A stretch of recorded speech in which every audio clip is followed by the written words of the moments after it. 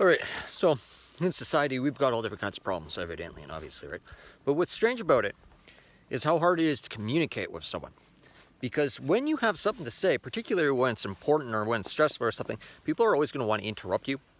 People aren't going to want to listen in the first place. People are going to listen specifically for a point to interrupt you, to screw you up, or for a point where they can re-engineer it to attack you with it or to throw you off. And no matter where you go from there, they're always going to stop listening. And then so it's going to take like 3.5 hours of talking to someone uninterrupted in order to convey anything important or significant transparently, so they're not always asking questions and bobbing their heads and stuff.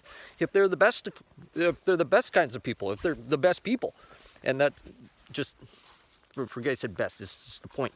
And so what actually happens is you don't have one guy where you're wasting your time to, which would be incredibly stressful as a person trying to communicate with people, but you always have a crowd, and every single person in the crowd wants to argue with you in that manner.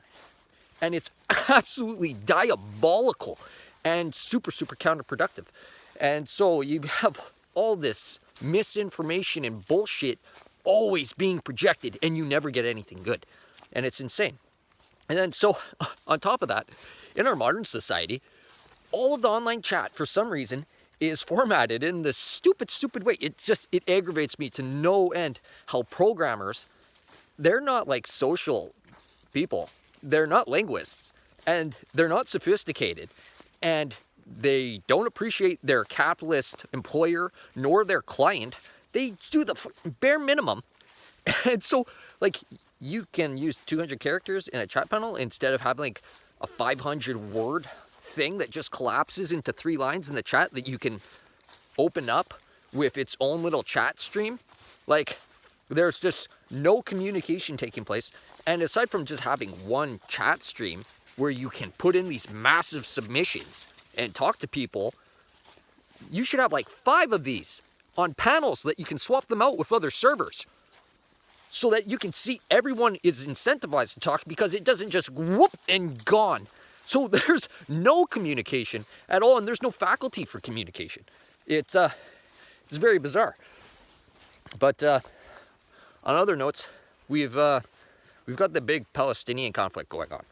And it's like at the end of it, the Palestinians got no more ground left.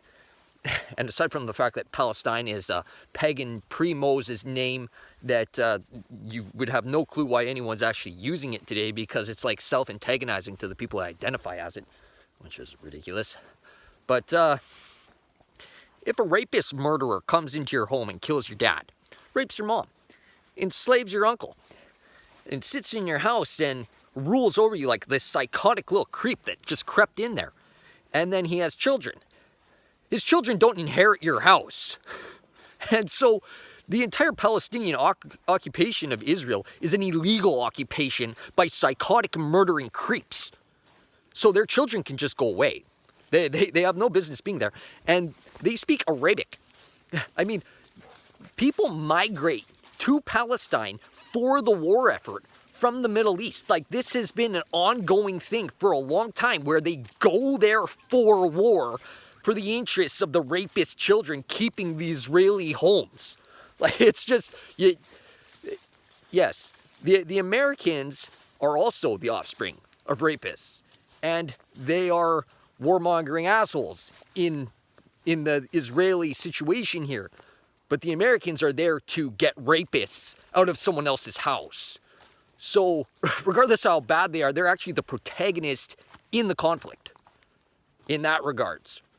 And it's unreal that at the end of the war, when the Palestinians have no ground left, everyone's talking about it like it's a war. It's a war, NATO or Israel versus Palestine. But Palestine lost the war, and no one's talking about the Palestinians' problems, the grief that they have. You can speculate, oh, talking about the war is talking about no, the war is the war, and the NATO won the war. But the Palestinians have actual problems. And if you want to focus on those problems, instead of defending their war interests and warmongering against Israel and continuing to exacerbate the convolution and exacerbating the conflict, we said, okay, well, yeah, the Palestinians, they got nothing here. They're losers. They don't even belong here in the first place. Well, we can then consider, well, these people deserve appropriate compensation for all different kinds of atrocities and hardships that they got to face, and just basic human rights to shelter and stuff on top of that. So if we're going to give you your food and your shelter and everything and treat you like you're a human, then we topple the reconciliation on top of that. You don't consider that part of reconciliation. That'd be you being a worthless piece of shit, and that's easy to deduct and be completely affirmed in that conviction that that's what that makes you. And then so it's just a whole thing. It's crazy that the native reconciliation keeps going on, because like we said, they are attacking the anti-pedo institutions for the neo-corporate pedophile capitalist regime. So it's just like, how is this going on? And it just doesn't seem like you get sense from anywhere, and it's easy to understand why. It's because of how we communicate as humans. And it's not that it's particularly individuals' faults that they are inquisitive when it's not, because you can't specifically say every single time someone interrupts they have this malicious intent. A lot of times they're trying to break up the conversation where other people are interrupting so you can get a clear point in. Except the problem is that that point is going to take 3 hours to express through your mouth. And it's going to take like 5 pages of writing. So it's like a very complex situation. But what happens for the person that's trying to express themselves is, at best, you're trying to reformat your discussion, something that can't be made simpler, because it's like, here I have an arm, I've got 2 joints, and I've got my muscles with their ligaments in the joint, and it's how it moves. Now, if I want to oversimplify it by using analogies and metaphors and reference points and everything to talk about muscles in ways that they aren't muscles, but it's like, this is how the mechanics work in like this off-route way, that doesn't simplify anything for anyone. So by default, the truth is simple. And people want to argue with it because they don't give a shit about you or anyone else or even themselves. So they don't care. But you take this oversimplified fact that everything is just simple to express and controversial, and you try to re-engineer it for an idiot, because the way that they're interrupting in there, it's like they're impotent and you can't express anything to them. And then so you have to consider, okay, this guy's not an idiot, he's on his own point. Because a lot of times, like we said, they try to give you that structured point that you have to now work with that structured point, or you're off base and no one gives a shit what you're talking about at all.